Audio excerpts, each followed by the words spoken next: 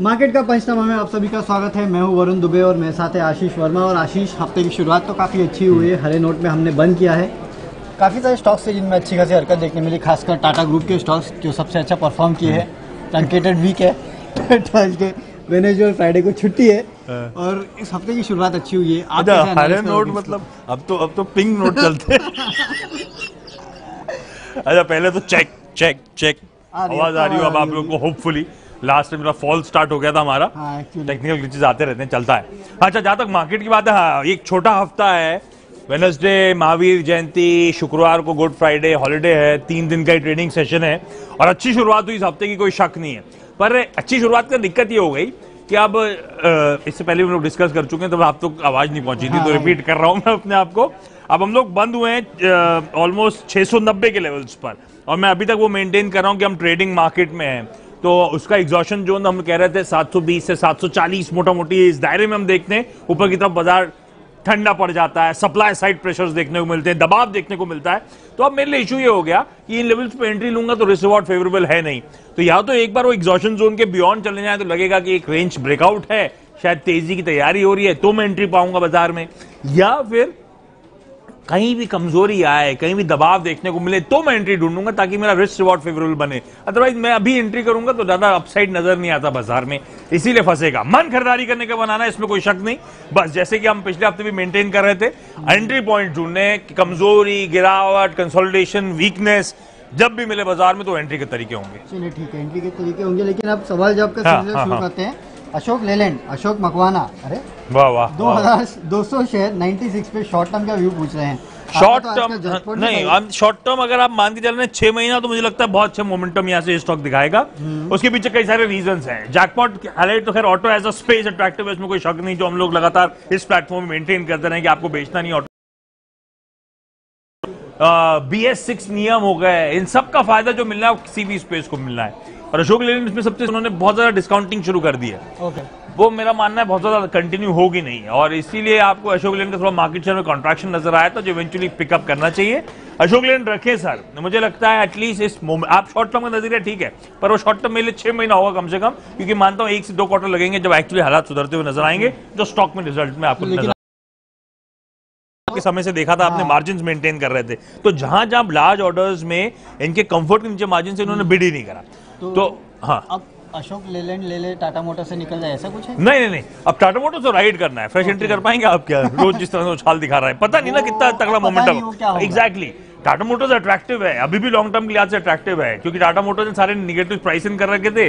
अब क्योंकि जैसे जैसे रिजल्ट्स करीब आ रहे हैं, स्ट्रीट बड़ी बुलिश है और मैनेजमेंट कमेंट्री कह रही थी, JLR के CEO साहब ने खुद कहा था कि वो Q4 के नंबर अच्छे रहेंगे। ये वही डिस्काउंट हो रहा है भाव में, क्योंकि बहुत प्रेशर था। अब मेरे लिए फ्रेश एंट्री थोड़ा मुश्किल हो गया। मैं हूं तो मैं राइड करूंगा, डर नहीं लग रहा, क्योंकि लूंगा तो मेरे लिए टाइम थोड़ा सा ज्यादा हो जाएगा। क्योंकि आप मुझे हो सकता है एक करेक्शन को झेलना पड़ेगा। इवेंचुअली स्टॉक अच्छे यहां से भी अच्छे रिटर्न कमा के देगा, कोई इशू नहीं है। अशोक लेलैंड एटलीस्ट वही कंफर्ट देता है मेरे फ्रेश एंट्री के लिहाज से, जो टाटा मोटर्स खैर इस समय नहीं दे रहा, लेकिन टाटा मोटर्स को राइड करना इसमें तो कोई शक ही नहीं। गजब का मूव है टाटा, हाँ हो सकता है। अच्छा, सब स्टॉक चल रहे हैं। टाटा मोटर्स इससे पहले से चल रहा है, चौथा पांचवा दिन होगा टाटा मोटर्स गजब का मूव। टाटा मोटर्स एक रेजिस्टेंस जोन में फंसा था, एक बार उसको ब्रीच करा, क्या मोमेंटम पकड़ा उस स्टॉक ने आज फिर से। तो टाटा मोटर्स अपनी चाल चल रहा है। TCS ने गजब कर दिया, 4-4.5% के रिटर्न एक दिन में। एक ऐसी कंपनी जो 8 लाख करोड़ का मार्केट कैप रखती है, इस तरह की मूव इस रिजल्ट में। रिजल्ट खैर नो डाउट बहुत स्ट्रॉन्ग थे, अगर सवाल आया तो रिजल्ट पर हम अलग से बात करेंगे। तो अक्रॉस स्टार्टअप, इंडियन होटल्स देखिए आज जाते थे, मूव आ रहे थे। टाटा एलेक्सी में मूव आने शुरू हो चुके हैं। तो अक्रॉस स्टार्टअप, वो ये तो बात सच है, पूरे टाटा ग्रुप कंपनी अच्छा परफॉर्म कर रही है। और जब ग्रुप की कैश का अच्छा परफॉर्म करती है ना, तो सबको वही मतलब उसका ही रब-ऑफ इफेक्ट देखते हैं। हाँ, कह लीजिए कुछ हद तक। चलिए बस सब स्वीट स्पॉट में। अब इंडियन होटल्स देखिए, ये मॉर्गन स्टैनली की रिपोर्ट कहती है अगले 2 साल गजब के फाइनेंशियल्स को कंपनी क्लॉक करने वाली है इतने सालों बाद। तो ये सब स्वीट स्पॉट में, इसीलिए मुझे लगता है इंटरेस्टिंग प्ले हो गया है। चलिए ठीक है, लेकिन TCS पे तो सवाल नहीं आया, लेकिन इन्फोसिस पे आ गया। तालाकिन हुसैन जो हमारे टॉप फैन भी है, वो पूछ रहे कि इन्फोसिस का व्यू बताइए, 200 शेयर 700 के रेट पे लेके रखे हैं, सबने डाउनग्रेड किया है इसको। नहीं, अब तो डाउनग्रेड की वजह है, पर मुझे लगता है जो रिजल्ट रेटेड रिएक्शन आज देखने को मिल गया। रिजल्ट वारंट करता था इन्फोसिस 3-4% करेक्ट हो गया, रिजल्ट वारंट करता था 3-4% TCS चले, वो हो गया। ध्यान रखिए इन लोग के बीच में डिफरेंशियल जो केतुल पटेल TCS पे पूछा, वो भी जोड़ देता हूँ। 2098 पे इन्होंने खरीदे, ये बोल रहे इलेक्शन रिजल्ट के बिफोर व्यू, तो अब टीसीएस इन्फोसिस दोनों इलेक्शन रिजल्ट अब टीसीएस में तो जिस तरह की बाइंग आई है मुझे लग रहा है आज फॉलो थ्रू मिलेगा इसको अगले सेशंस में भी आने वाले, क्योंकि आप देखिए दिन के हाई से जाके बंद हुआ और आखिरी में जाते हुए क्या मुंह आना शुरू हुआ है स्टॉक पे। इसलिए मैंने कहा इसका मतलब है यहाँ पे तो तगड़े इंस्टीट्यूशनल मनी घुस रहा है इस भाव पे स्टॉक में, कोई इशू नहीं। मुझे लगता है टीसीएस को तो राइड करने का है। आईटी में सबसे ज्यादा कन्विक्शन के साथ कोई कॉल लेना है तो अभी भी टीसीएस ही है। आप ये कॉल समझिए, टीसीएस ने ग्रो करा अपने आप को 2.4%, इन्फोसिस ग्रो करता है 2.1%, है ना, ये कांस्टेंट करेंसी की ग्रोथ। जबकि इन्फोसिस का कुल हर क्वार्टर की आमदनी होती है $3,000 मिलियन, टीसीएस की होती है $5,500 मिलियन, और $5,500 मिलियन पे ज्यादा ग्रोथ कर रहा है। इस तरह की ग्रोथ है उस कंपनी की, और बेहतर मार्जिन, कहीं बेहतर मार्जिन 21-22%, एक 25-25%, इस तरह से टीसीएस आउट परफॉर्म कर रहा है। टीसीएस रखने का है।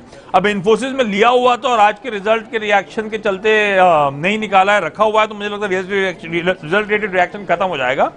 एक बार टीसीएस और आउट परफॉर्म करेगा तो लोगों को वापस वैल्यू नजर आएगी इन्फोसिस पे, क्योंकि वैल्यूएशन डिफरेंशियल बढ़ता चले जाएगा। तो इसलिए मुझे लगता है अभी रखने का है। अब तो आज का नीजक रिएक्शन खत्म। चलिए ठीक है, तो दोनों स्टॉक रखने लायक है। और मैं मानता हूं इवेंचुअली यहां से डबल डिजिट ग्रोथ इस साल में क्लॉक करके इन्फोसिस भी देगा आपको। इसने हालांकि गाइडेंस जो दिया है 7.5 से 9.5 का दिया है, पर वो बहुत कंजर्वेटिव लग रहा है, क्योंकि इस साल 9% की ग्रोथ थी, अगले साल का टॉप एंड गाइडेंस का 9.5% बोल रहा है। इसका मतलब है कि आसानी से उसे बीट कर सकता है, जिस तरह की लार्ज डील्स ये लोग भी बैक कर रहे हैं। तो मुझे लगता है धीरे धीरे हर क्वार्टर निकलते हुए कन्विक्शन बढ़ेगा मैनेजमेंट का, और इवेंचुअली डिलीवर करके देंगे ये लोग। चलिए ठीक है, अगला सवाल लेते हैं। और एक टॉप फैन है अभिषेक गोयल, वैसे तो ये इन्फी बीम पे पूछ रहे हैं, 1000 शेयर 43 के रेट पे। अच्छा आशीष, ये सारे स्टॉक बहुत चल रहे हैं, इन्फी बीम है, पीसी ज्वेलर्स है, ये जो पिट चुके थे बहुत, पीसी ज्वेलर्स तो पिट चुके थे, कह लें कि इश्यूज वाले स्टॉक्स, पता नहीं अब इसमें हो क्या रहा है, कहना बड़ा मुश्किल है।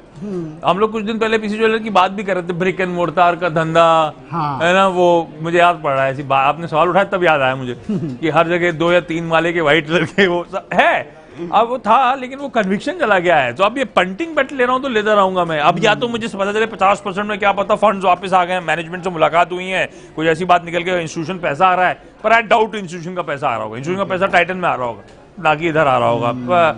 इसलिए कहना बड़ा मुश्किल है। तो ट्रेडिंग बेट्स के तौर पे होंगी। प्रॉफिट में 43 पे इन्हें लिया, 52 के आसपास चल रहा है, निकल जाए। अगर मोमेंटम स्ट्रांग है तो रख लें, ट्रेलिंग स्टॉप लॉस रखें। मैं तो मानता हूं बहुत स्ट्रिक्ट ट्रेलिंग स्टॉप लॉस के साथ अप्रोच करें। ठीक है, 49.9 पे स्टॉप लॉस लगा लेते हैं। ठीक है ना, तो हाँ एग्जैक्टली, वो साइकोलॉजिकल लेवल होता है ना 50, पर मोमेंटम कैसे राइड करना पड़ेगा, इसका कोई इलाज है नहीं। ओके चलिए ठीक है, अगला सवाल लेते हैं फिर। यहाँ शुभम बंसल टाटा पावर पे पूछ रहे हैं, 73 पे 2000 शेयर लेके बैठे हैं ये। अब वो अडानी का जो नहीं, वो पॉजिटिव है, पॉजिटिव है, बड़ा पॉजिटिव। अडानी के लिए तो पॉजिटिव है, लेकिन टाटा के लिए कितना पॉजिटिव है? नहीं, अभी जब वो स्पेसिफिक प्लांट पर उन्होंने डिसीजन लिया है, इसीलिए टाटा पावर दिन चला था तो इवेंचुअली ठंडा पड़ गया था, क्योंकि वो ऐसा नहीं था कि जितने भी इंपोर्टेड कोल प्लांट्स हैं और उनके लिए इस तरह का जो डिसीजन आया है। पर पावर एक स्वीट स्पॉट में, इसमें कोई शक नहीं है। आपने एनटीपीसी का एक मूव आता हुआ देखा होगा, बहुत तगड़ा शार्प मूव आता हुआ। बीएचएल को लेकर कन्विक्शन लौट रहा है स्ट्रीट में, आज वहां पे खरीदारी थी। तो पावर रिलेटेड लाइट एक्टिविटी सब में अच्छा मोमेंटम है। अब तो मानसून का समय है, तो आपने देखा होगा वो पावर एनएचपीसी और एसजेवीएन इन सब में अट्रैक्शन लोअर लेवल से नजर आ रहा है। मुझे लगता है पावर स्टॉक को राइड करने का ये स्टॉक्स ने बहुत लंबे समय से करके नहीं दिया, इसमें कोई शक नहीं। जैसे हम लोग आईटीसी के कहते हैं, टाटा पावर ले लीजिए, एनटीपीसी ले लीजिए, कुछ नहीं करके दिया over the years.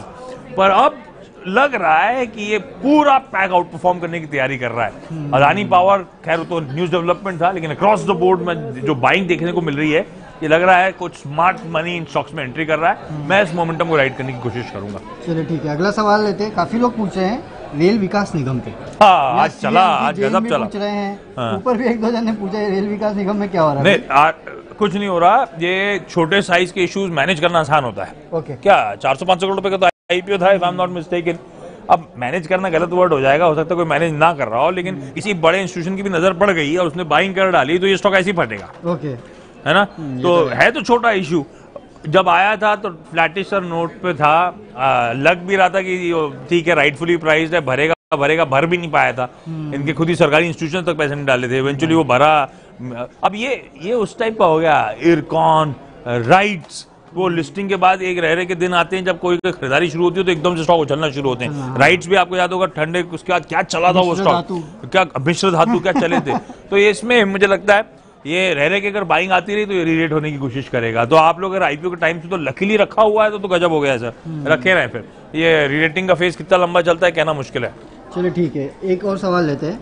Hari Kishan, Gangaben, मोहनपारा, Maruti current level पे बाय कर सकते हैं क्या एक साल? करना चाहिए, करना चाहिए। हालांकि कहने के लिए है कि 6100 का माल आज बढ़ के कहाँ पहुंच गया है ना, लेकिन अभी भी बहुत माइल्स टू गो। मुझे लगता है 4-5 डिजिट पे वापस स्टॉक जाता हुआ नजर आएगा। 5 डिजिट मतलब मैम हो गया 10,000 के ऊपर का भाव नजर आता है। मार्केट शेयर लूज हुआ, 52 का 50% हो गया। अब इसके बियॉन्ड नीचे शायद मार्केट शेयर ना जाता हुआ नजर आए। मूड सेंटिमेंट धीरे धीरे करके सुधरने की कगार पे खड़ा हुआ है। मारुति जैसे स्टॉक जो है ना, हीरो मोटोकॉर्प भी जोड़ लीजिए मैम इसमें, अगर आप लोगों को किसी का भी सवाल हो तो ये सब अच्छे स्वीट स्पॉट पे बैठे हुए हैं। हम लोग ऑटो स्पेस में यही कह रहे थे कि अब ये बहुत ज्यादा प्रेशर डाउनसाइड रिस्क दिखाएंगे नहीं, और इंडिया स्टोरी को बहुत सारे फंड्स ग्लोबली खेलने की जब कोशिश करते हैं तो दो पॉकेट्स हैं, एफएमसीजी के जरिए या फिर ऑटो स्टॉक्स के जरिए। ऑटो में मारुति से बेटर कोई है नहीं इन लोग के लिए, इसलिए मुझे लगता है स्टॉक्स रखे मैम। आपके पास पोर्टफोलियो ये रखा हुआ है तो इसमें फिर बाय करना चाहते हैं एक साल के लिए। हाँ तो अरे तो खरीदने के मौके ढूंढने मैम। बस ये है कि रोज गैप डाउन खुलता है, उसके बाद मैंने देखा है लो लेवल से रिकवरी आती है। आजकल ऑटो स्टॉक ऐसे फ्लेवर में कहीं भी कमजोरी कहीं भी सुस्ती आती है तो एक्यूमुलेट करें, एक मुश्त ना खरीद के अगर एक्यूमुलेट करने की कोशिश करें, मुझे लगता है ज्यादा बेहतर रणनीति होगी। अगर आप पोर्टफोलियो में बिल्डअप करना चाहते हैं तो करिए, बिल्कुल रखना चाहिए हमारा। चलो ठीक है, अगला सवाल सुपन वोरा लिबर्टी शूज। जब शुरू होता है आपने 2 मिनट करेंगे, पिछले 15 मिनट से आप करे जा रहे हैं। लोगों की मांग है, अच्छा सवालों का जवाब दो तो करना पड़ेगा। लिबर्टी शूज 175 क्या करे? सुपन वोरा। ये सारी की सारी कंपनियां ऑफलेट चली हैं। बाटा, रिलैक्स। हाँ, पहले बाटा ने चला था, उसके बाद तो सारे के सारे थे। उसके बाद लोगों को याद आया अच्छा ये भी। हाँ तो वो प्रॉक्सी प्लेस ढूंढते रहे। तो कन्विक्शन वाला प्ले तो आज भी जो वरुण ने नाम लिया बाटा ही है मेरे लिए, है ना। वो अभी भी आउट परफॉर्म करेगा, बहुत सालों बाद चलना शुरू हुआ है और देखिए किस तरह का मीनिंगफुल रेटिंग उस स्टॉक की होती हुई नजर आई है। कन्विक्शन वही है, बाकी ये सब ये प्रॉक्सी प्लेस होगा जो वर्ड हम लोग ने यूज करा था कि अगर बाटा बहुत रिच वैल्यूएशन में ट्रेड करने लगा और आप जब कंपेयर करते हो बोलते हो लिबर्टी, रिलैक्सो देखो, खादिम देखो, XYZ वैल्यूएशंस पे यहाँ पे रूम है, तो ये वो पंटिंग बेट्स हो सकते हैं मेरे लिए। उसके अलावा ज्यादा मुनाफा मिलता है वहाँ आप मुनाफा लेके निकल लें, हाँ बेटर होगा। अगर आपको इस स्पेस में बैट ही करना है तो कन्विक्शन वाला बैठे तो फिर तो ऑब्वियस है कि बाटा ही रहना है। वो आपको बाटा, ये बात सच है कि आप इस लेवल पे कैसे करूं, तो मैं कुछ करेक्शन का वेट करूंगा और कुछ नहीं कर सकता। चलिए ठीक है, तो आप सवाल जवाब का सिलसिला बंद करते हैं, क्योंकि आशीष आप एक और जैकपॉट शेयर निकालेंगे जो आपको कल बताएंगे या परसों बताएंगे, राइट? कोशिश करेंगे, बिल्कुल करेंगे। ठीक है चलिए, तो कल शाम को तो वैसे ही होंगे वरुण के साथ, हम देर शाम तक, क्योंकि विप्रो बड़े शाम को रिजल्ट आते हैं और वरुण कह रहे थे कल मैं आपके साथ रहूंगा पूरी शाम पर। कोशिश पूरी करेंगे, तब तक के लिए सी यू, बाय बाय।